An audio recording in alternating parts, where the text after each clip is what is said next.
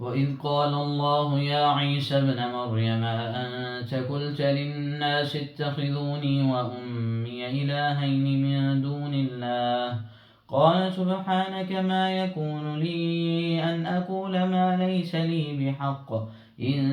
كنت قلته فقد علمته تعلم ما في نفسي ولا أعلم ما في نفسك إنك أنت علام الغيوب ما قلت لهم إلا ما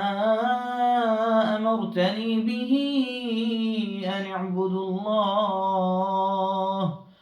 أن اعبدوا الله ربي وربكم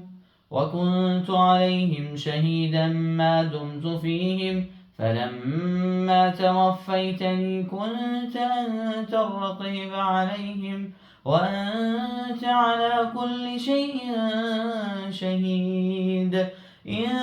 تعذبهم فإنهم عبادك وإن تغفر لهم فإنك أنت العزيز الحكيم قال الله هذا يوم ينفع الصادقين صدقهم لهم جنات تجري من تحتها الأنهار خالدين فيها أبدا رضي الله عنهم ورضوا عنه ذلك الفوز العظيم لله ملك السماوات والأرض وما فيهن وهو على كل شيء قدير